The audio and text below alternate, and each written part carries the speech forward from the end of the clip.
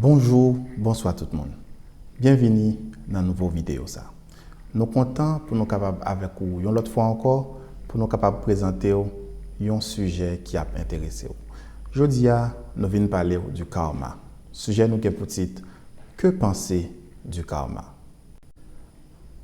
Dans la vidéo, nous voulons formuler une réflexion théologique sur la notion du karma et essayer ensemble avec vous qui implication que ça a gagné sous la vie d'un chrétien qui adhère à cette philosophie. Concept karma, il sorti de la pensée hindoue et il véhiculait l'idée selon laquelle tout acte, action ou travail lui entraînait des conséquences qui égales. Et lorsque le karma il prend sur le sens spirituel ou religieux, karma veut dire toute action qu'on pose jodia lui entraîner des conséquences sur futur, sur avenir, lui déterminer châtiment ou récompense à l'avenir. De nos jours, cette pensée a traversé les frontières de l'hindouisme pour gagner d'autres cultures, au point que les peuples du monde entier connaissent cette notion du karma et il n'est pas rare pour entendre des gens à parler et à répéter des phrases tant que pas faire l'autre monde ça qui mal parce que karma existait. Heureusement, il y a un karma la frappe quand même. M'a quitté karma régler dossier pour moi pour mal qu'on fait. Bref, en des termes simples, le karma c'est avoir une force ou bien une énergie universelle, impersonnelle, qui est responsable pour faire régner la justice dans l'univers. En tant que chrétien, qu'est-ce qu'on est capable de penser de philosophie ça? Est-ce que c'est en harmonie avec la Bible, qui c'est la parole de Dieu, ou bien est-ce que c'est antipathique? D'ailleurs, c'est dans Genèse 4, versets 6 et 7 que nous lisons. Et l'Éternel dit à Caïn, « Pourquoi es-tu irrité? Et pourquoi ton visage est-il abattu? Certainement, si tu agis bien, tu relèveras ton visage. Et si tu agis mal, le péché se couche à la porte et ses désirs se portent vers toi.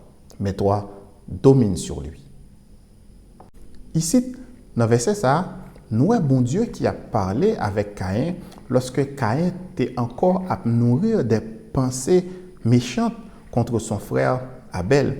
Et bon Dieu t'a fait le clair pour Caïn que le bien et le mal, il a nourri dans le cœur, n'importe dans que il fait a bien des conséquences. Il avait le choix entre le bien et le mal, mais choisir le bien ou choisir le mal, chaque a bien des conséquences. Autrement dit, le postulat de départ de la notion du karma qui fait nous comprendre que action mal que nous fait a bien répercussion et bonne action que nous posons tout a venir avec des récompenses. Au départ, cette pensée aussi traverse l'enseignement biblique. Cependant, l'idée selon laquelle une force ou une énergie universelle, impersonnelle, serait en charge de la justice dans l'univers, cette idée est entièrement, totalement anti-biblique. Dans Ecclésiaste 12, versets 15 et 16, nous lisons « Écoutons la fin du discours. Crains Dieu et observe ses commandements. C'est là ce que doit tout homme. Car Dieu amènera toute œuvre en jugement au sujet de tout ce qui est caché, soit bien, soit mal. » Plus loin encore, dans 2 Corinthiens 5, verset 10, nous lisons « Car il nous faut tous comparaître devant le tribunal de Christ, afin que chacun reçoive selon le bien ou le mal qu'il aura fait étant dans son corps. » Chers amis, dans ces passages, comme dans d'autres à travers la Bible y parlait clairement et fortement de la notion de jugement et de justice sur la terre. Mais à aucun endroit dans la Bible, il n'est fait référence à une force qui serait en charge de cette justice. Parce que la Bible fait le clair pour nous, il y a un monde, il y a un personnage, il y a une autorité qui est en charge de la justice à travers le monde, à travers l'univers, c'est Dieu lui-même. Et c'est pour cela que la Bible dit que nous toutes, nous gagnons pour nous comparaître devant le tribunal de Dieu. Ainsi, nous commençons à voir une différence. Dans Jean, la Bible présentait question de justice là, et Jean karma présentait question de justice là. Dans le karma, la justice, c'est la responsabilité d'une énergie universelle impersonnelle, et dans la Bible, la justice est une prérogative divine. Ceci étant dit, maintenant, y aurait-il des dangers à adhérer à cette philosophie? Est-ce que c'est pas innocent tout simplement, ou juste en perspective philosophique en plus? Serait-il dangereux de parler du karma? En regardez avec moi 5 points qui relevaient le danger dans le karma. Premièrement, le karma baille une vision amoindrie du péché lorsque les limiter ses conséquences seulement aux quelques malheurs qui sont capables de venir sur route nous dans cette vie présente, et lui fait nous perdre de vue la notion de la vie ou de la mort éternelle qui allait plus loin qu'un simple malheur qui arrive au non-vie ça parce que tu auras fait le mal. Romains 6, verset 23, le salaire du péché, c'est la mort. Quelles que soient 2-3 petites conséquences ou qu'à payer dans la vie ça pour un mal côté fait, ce n'est pas la justice que présente la Bible. Parce qu'en réalité, le péché conduit à la mort éternelle. Deuxièmement, le karma lui annule la beauté de la grâce divine. Tandis que le karma est ferme. Toute action dans cette vie est entraînée indubitablement une conséquence dans cette même vie parce que c'est ainsi que ça marche. La Bible présente aussi la grâce de Dieu. C'est Romains 5, verset 20 qui nous dit « Côté péché abondé, la grâce les surabondée ». Troisièmement, le karma lui détournait l'attention du jugement dernier. Lorsque nous focus tellement sous conséquences que nous avons payé aujourd'hui, demain pour un mal que nous faisons dans cette vie, nous oublions le jugement dernier, côté que la Bible fait le clair pour nous, quelles que soient les conséquences qui arrivent sur route nous dans la vie ça, par rapport au mal que nous aurons fait, il viendra un temps où l'humanité devra comparaître devant le tribunal de Dieu.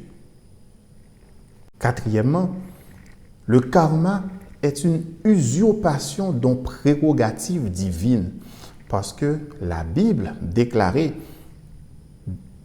dans Deutéronome 32, verset 35, bon Dieu dit « À moi la vengeance, à moi la rétribution ». Ce n'est pas une force aveugle, impersonnelle qui est en charge de la vengeance, de la justice, de la rétribution dans le monde, mais c'est Dieu. Enlever cette prérogative de Dieu et l'attribuer à une force impersonnelle et aveugle, c'est voler une prérogative divine, c'est offenser Dieu directement. Et cinquièmement, le karma n'est rien d'autre qu'une tentative de plus d'enlever Dieu de la pensée de la génération présente. C'est un effort en plus pour retirer bon Dieu dans penser les hommes lorsque nous déplacer cette responsabilité que bon Dieu gagne pour exercer la justice et le jugement dans cette vie pour nous attribuer à une force impersonnelle. Et là, Dieu nous dit qu'il est Dieu, il ne peut pas partager gloire, les prérogatives avec personne et quiconque. Le karma, la notion du karma, c'est une tentative savamment orchestrée pour enlever Dieu et la notion de justice du cœur des hommes et le remplacer par une force impersonnelle. Zami mio, aussi innocente que ça qu'apparaît, la notion du karma, c'est une invention de l'ennemi pour détourner notre attention des conséquences éternelles du péché, du mal, pour nous focaliser nous tout simplement sur les conséquences à court terme de actions que nous sommes capables de poser dans cette vie. Après tout, si lorsqu'on fait le mal, ou juste payer ça non conséquences dans la vie ça et que ce serait tout, justice est servie, où est la place du jugement dernier? Où est la place de cette décision que nous chaque doit prendre pour la vie ou pour la mort éternelle? Mais plus encore, c'est une forme d'idolâtrie. Lorsque nous remplaçons Dieu par une force quelconque, par un élément quelconque, c'est une idolâtrie à laquelle un chrétien ne saurait adhérer. Lorsqu'un chrétien est en quête de justice, est-ce que c'est mal pour un chrétien de parler de justice en dépendant du karma comme justicier dans l'univers? Zanmim, c'est pas karma qui pourra le frapper si vous faites ça qui est mal, mais c'est Dieu qui te jugera parce que c'est lui le juste juge. Voici ce que nous dit la parole de Dieu dans Ecclésiaste 12, verset 1er. Jeune homme, réjouis-toi de ta jeunesse. Livre ton cœur à la joie pendant les jours de ta jeunesse. Marche dans les voies de ton cœur et selon les regards de tes yeux. Mais sache que pour tout cela, Dieu t'appellera en jugement. Chers amis, nous n'avons pas à redouter le karma pour une quelconque conséquence de nos actes. Pensez-nous doit aller plus loin que ça. Dieu va nous appeler tous au jugement. Et la seule garantie que nous avons pour passer ce jugement, c'est d'avoir Jésus pour avocat en acceptant sa grâce. Est-ce que vous voulez accepter Jésus qu'on y a afin qu'on ait une garantie pour passer le jugement ça au dernier jour? Prions le Seigneur. Bon Dieu, Papa nous qui est dans le ciel là. Merci. Est-ce qu'on parle nous aujourd'hui? Au fait, nous connaissons que il y a un jugement qui arrive. Et ce n'est pas l'œuvre d'une force impersonnelle, aveugle ou énergie quelconque, mais c'est toi qui viendras juger le monde. Et il y a une garantie pour passer ce jugement, c'est d'avoir Jésus comme notre avocat. Nous réclamer Jésus dans la vie nous qu'on y a, Seigneur. Dominer la vie nous et que nous tous capables avec vous au dernier jour pour nous bénéficier de la vie éternelle. Pardonnez péché nous, Seigneur. Nous prions comme ça au nom de Jésus. Amen. Zami nous sommes contents avec vous une autre fois encore. Pas oublier partager et like vidéo ça et n'attend nous sur même plateforme nous toujours avec vous dimanche si Dieu veut à 5 heures pour nous capables approfondir sujet ça puis plus. Que bon Dieu bénisse.